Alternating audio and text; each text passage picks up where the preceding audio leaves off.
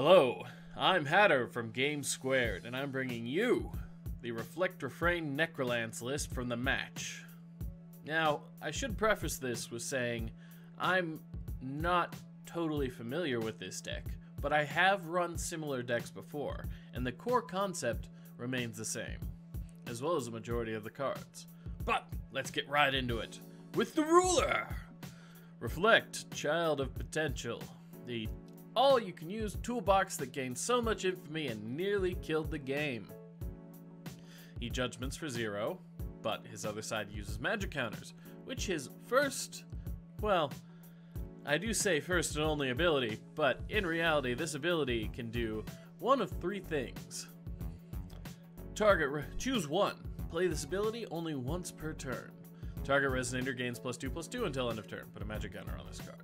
Or draw a card. Put a card from your hand on the bottom of your main deck. So you draw.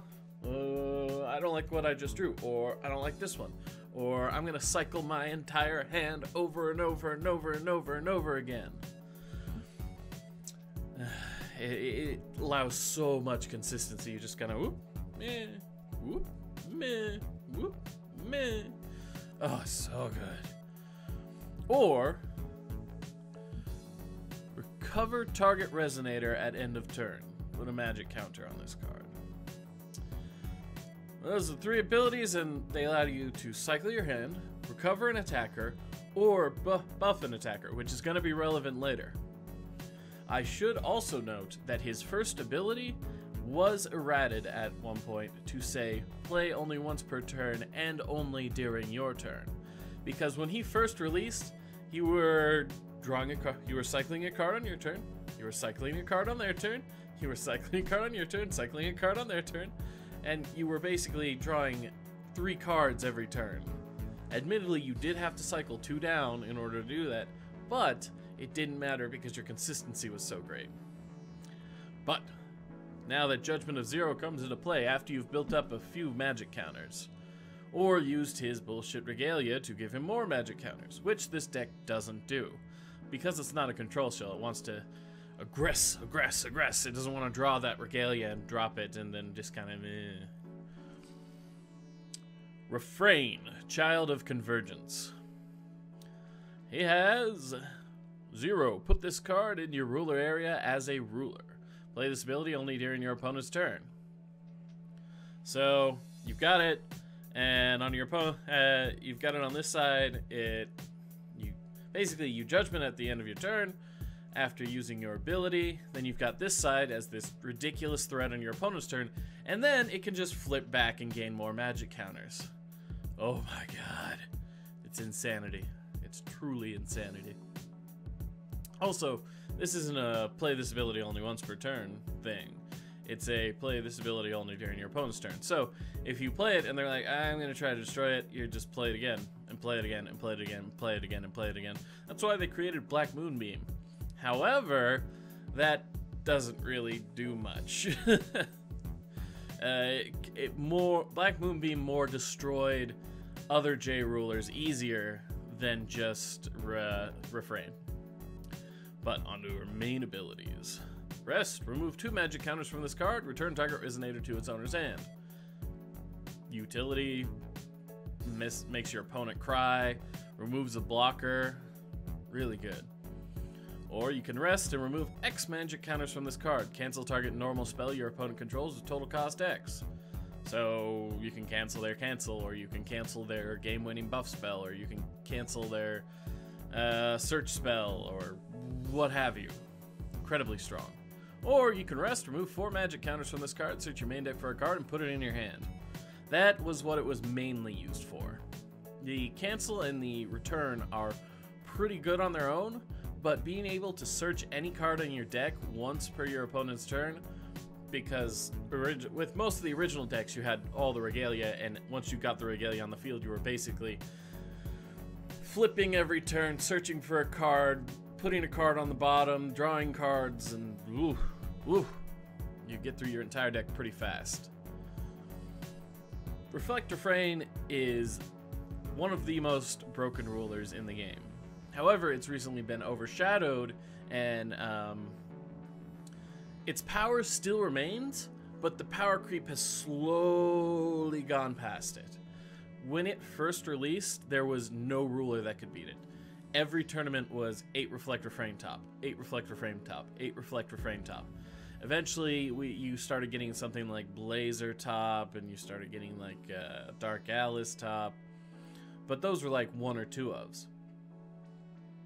And it was just mostly Reflect Refrain because it was so good. It could do so many things, and it was all free. You were just, your ruler was completely independent of your deck.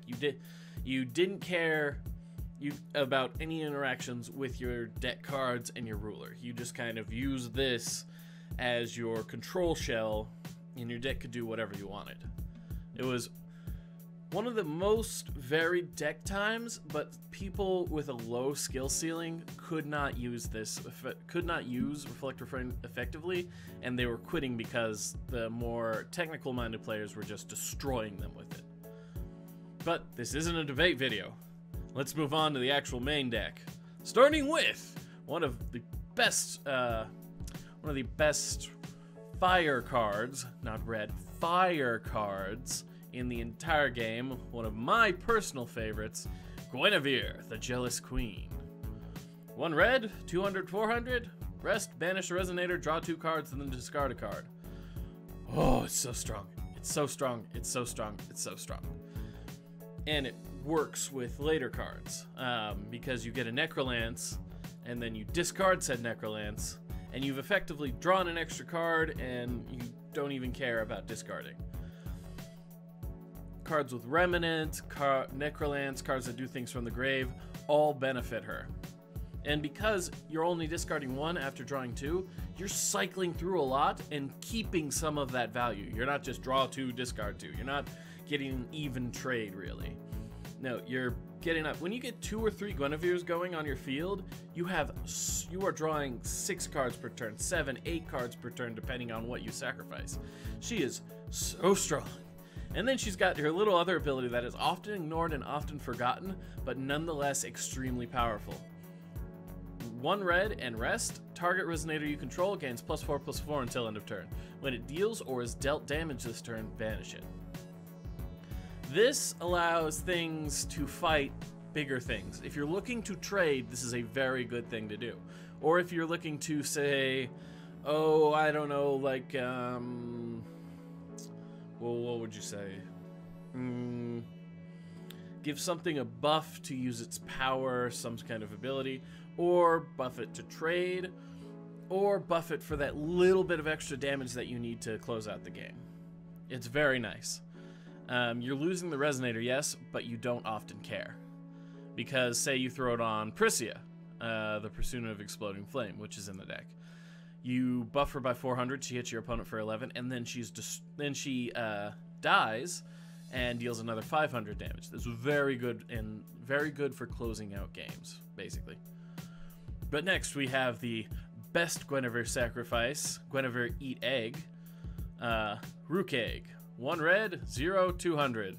This card cannot attack. When this card is put into a graveyard from your field, search your main deck for a fire Resonator and put it into your hand. Then shuffle your main deck.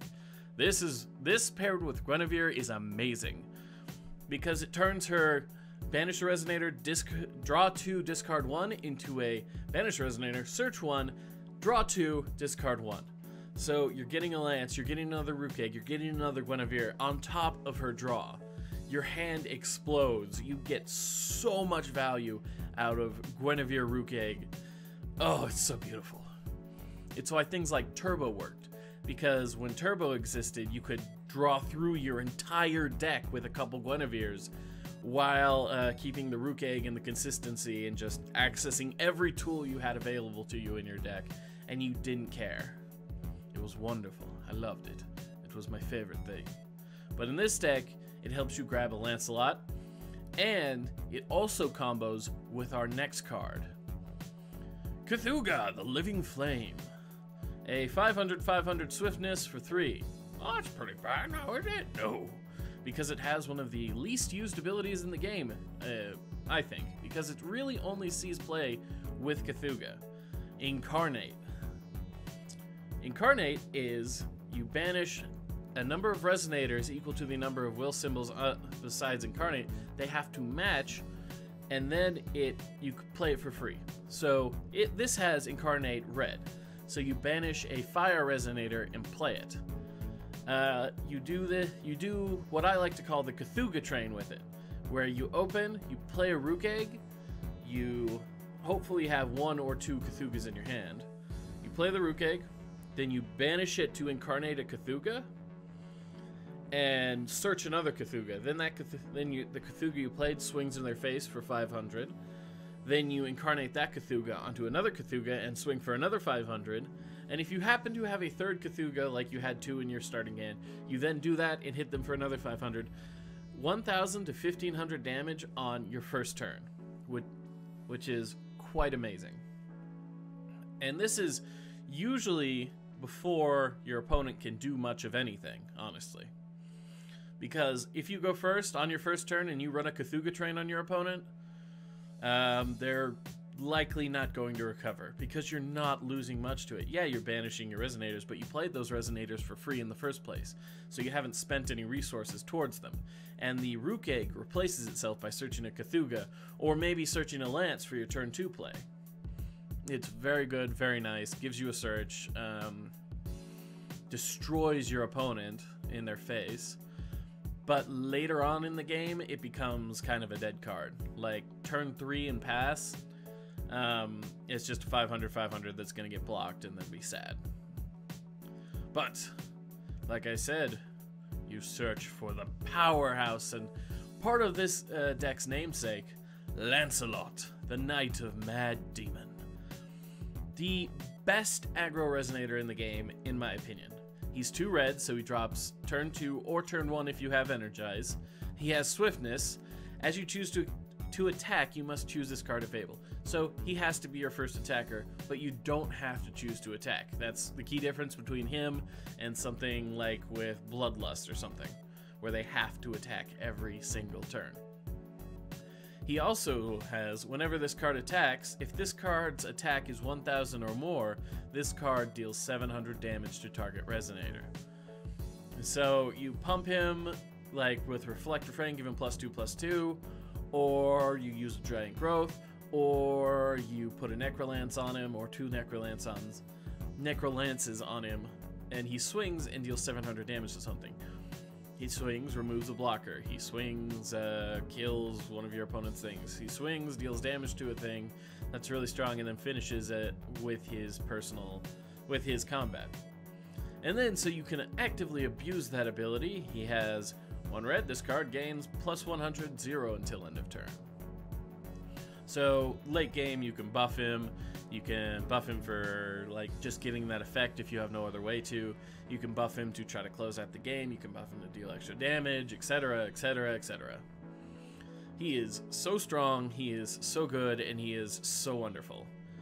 And then he's got his lady version, which is kind of, I don't know, it's odd, because it's a hotly debated item. Haha. But moving on to the next resonator, the next, I'd say about second as far as aggro resonators go, Priscia, Pursuit of Exploding Flame. A 700-400 for 1 green, 1 red, and 1.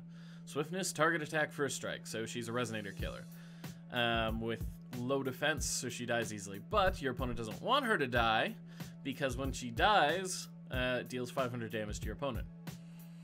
Also, if you spend a green, she'll gain flying. So she can fly into your opponent's face and deal 700, or she can attack their one resonator that they're really trying to protect and kill it with first strike before it can kill her, or she can just swing and kill the blocker before she has to worry about taking damage. But yeah, and then there's a lot of strategies where you burn your opponent down, you hit them in the face, and then like they're just at that last 500 or 500 or 400, and you play a Priscia and immediately sacrifice her to like a Guinevere or a Cthulhu, and your opponent's just like, well, nothing I can do about that. Okay, bye, and just loses. Next we have the one of my personal hatred cards, because I always seem to get 4 of them used on me. Ooh, all at once, all in a row. Thunder. Thunder. This card deals 500 damage to target player or J Resonator for 1 red. It's simple, it deals damage to your opponent, or it deals damage to a Resonator. Burn a Resonator, burn your opponent, burn a Resonator, burn your opponent. Usually you're burning your opponent because this deck moves super fast, super low will to use, so you're dealing a whole bunch of damage to them at first, and then you're finishing them off with the Prisiades or with the Thunders. Thunder. Next, we have the second half of the deck's name and one of the best cards in the deck, Necromancy of the Undead Lord. Add a Resonator, gains zombie in addition to its own races. Add a Resonator, gains plus 200/+200. But most importantly, whenever a Resonator enters your field, you may add this card from your graveyard to that Resonator. So, you draw this. You use a Guinevere to draw 2, discard this, put it into your grave. You use the... and you put it in your grave, you put it in your grave, or you play it on your Lancelot. If you have 2 of these in your grave, that Lancelot enters, they go on the Lancelot, and it is suddenly a 1000/1000, whose ability activates every time, and who, if your opponent does not have Resonators on the field, he can burn himself and not worry about it. A lot of buffs to him make it so that when he swings and would deal damage or any of that, he will kill himself because it's 700 damage, he has 600 defense. This is a very good card. And also, in an emergency, you can throw it on like a Cthulhu or something. Like, you can incarnate that Cthulhu. Like, you use incarnate to... Okay, so here's basically the thing. You swing with Lancelot, you deal 1000 damage, blowing up their only blocker.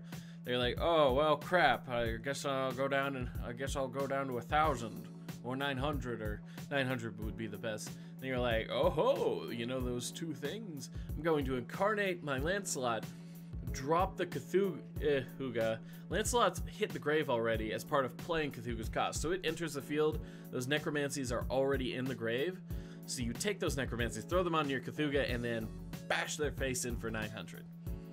It's a really good way to, like, surprise, because it's all free. That's the point of this deck. You play tons of stuff for free, and if you manage to get them on a Prisia, she just becomes face wrecker levels of good, because a Prisia with 1 on her can kill most Resonators. Like, most Resonators that your opponent is dropping, she murders them. She can murder their faces. It also puts her out of bolt range. So, like, Thunder won't kill her in 1 hit. And that's pretty nice. It's just got so much utility. But next is one of the cards that I think probably should have gotten hit with the Banhammer because it's so unbelievably broken. Ame no Habakiri. Now, this doesn't seem broken initially, but when you really look at it and consider what you're using with it, and then considering it costs 2, it's crazy. So, continuous. Added Resonator gains plus 400/+400. And then, whenever added Resonator deals damage to a Resonator your opponent controls, this card deals that much damage to that Resonator's controller. Alright, so, back this up a little bit. Lancelot, when he has 1,000 power, can burn something for 700. This triggers off of that. So, if you have 1 of these on a Lancelot, he's 1,000,000, he's swinging into your opponent's face, he targets their Tama for 700 damage, burns it for 700, your opponent then takes 700, and then, even if they block Lancelot, they're taking 1,000.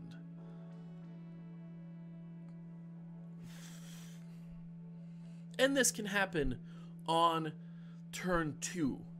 So, say you're playing, not this ruler, but say you're playing a red ruler that has Energize. Turn 1, call Stone, play a Lancelot, swing.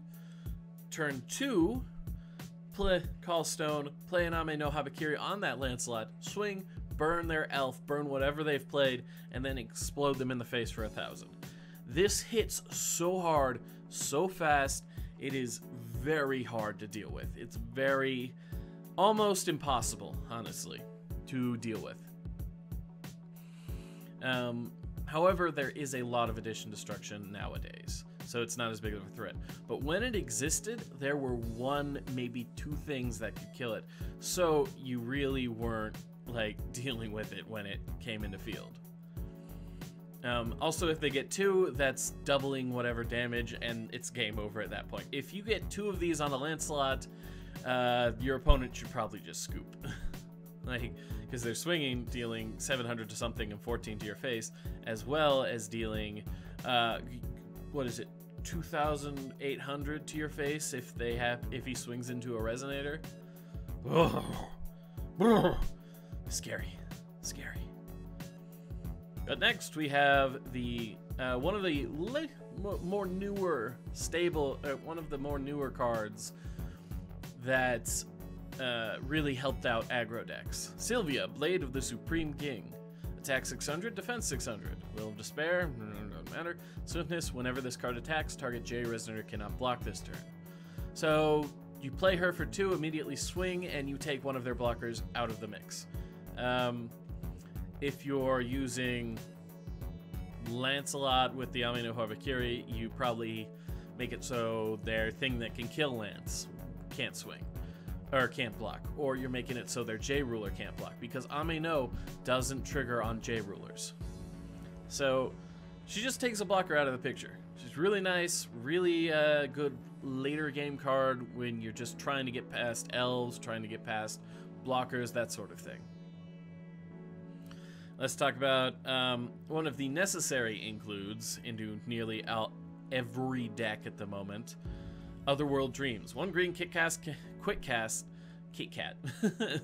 Cancel target spell your opponent controls, then your opponent may play a card with total cost equal to or less than the total cost of the card canceled this way from their hand without paying its cost. I hate it. I hate it. I hate it. It's terrible. But it's so good. It's so unbelievably good. It's 1/2 of the Holy 8. It's just, it ruins days. It ruins days for one will. Because even though you get to replace it with something, it's canceling what you wanted to play. And that's it. Because we're at a cancel meta. Everything's a cancel meta. Everybody puts cancel. Everybody puts cancel. But, again, not a political commentary video. Please ban. Please force up. Please ban. Please add just Otherworld. Or Severing, maybe, but just ban. But anyway, that does it for the main deck. Oh, on to the sideboard, which in the sideboard that was provided to me has only 13 cards in it. But they're 13 very nice cards. First of all, Flame Trap deals with heavy swarm decks. Trigger, you control Fire Magic Stone and your opponent controls 4 or more resonators. This card deals 800 damage to each resonator your opponent controls. It's very good.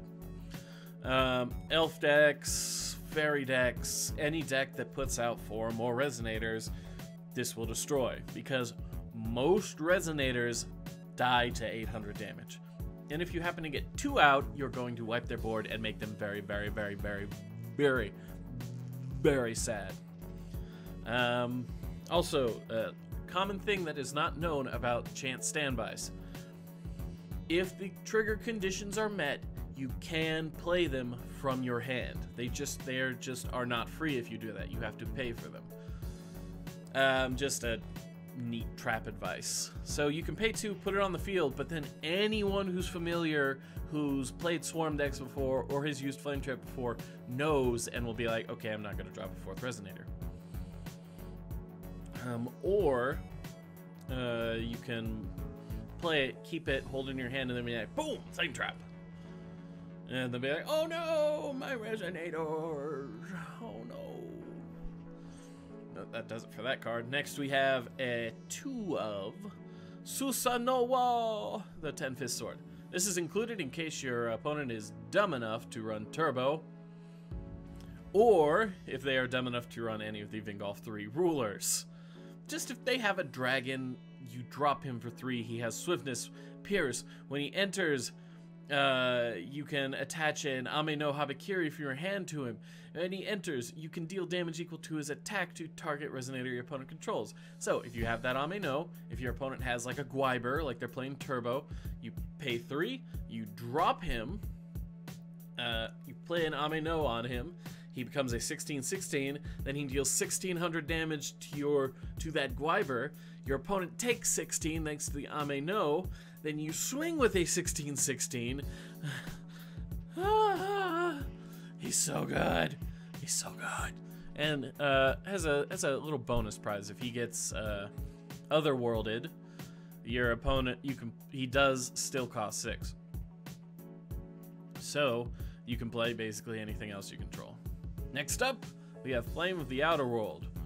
This card deals 800 damage to target resonator. Players cannot chase this card. I remember when that type of effect was a thing. Not being able to chase. Oh, it hurts. It hurts a lot. Basically, it kills a resonator, and your opponent can't cancel it. They can't protect that resonator. They can't do diddly squat about it. So, yeah, that's how it goes. And then we've got Black Moonbeam, another can't chase, destroy target J-Ruler. This was made to counter Reflect, but you know what it doesn't do? It doesn't counter Reflect, because your opponent doesn't really care if you do, because on his front side, he's still a toolbox. Instead, this shuts down other decks that rely on the J-Ruler, and it was just a really terrible, terrible thing, and I hate it, and it killed my Dark Alice deck, and my Valentina deck. Oh well. Yeah, destroy target J-Ruler, players cannot chase this card. Simple, easy, clean. Next, a 2 of Keeper of the Past Uther. 1 red and 2, 800/800. When it enters your field, you may remove up to 2 cards in your graveyard from the game. If you do, this card deals 200 damage multiplied by the combined total cost of the cards removed this way to target J-Resonator as long as there are 10 more cards in here. This gains 300 and target attack. It's pretty good. You have it late game for when you've got a couple Cthulhu's and you need to burn something. This good. It's just good. And it's a solid body for 3. Next, you have Athena, Titan of Revenge. 3 cost, 700/700 swiftness. Whenever damage is dealt to you, put 2 +100/+100 counters on this card. And then red, this card deals 100 damage to each player. So she is useful for finishing games. You drop her later game, and then you use her ability to put a bunch of +1/+1 counters on her.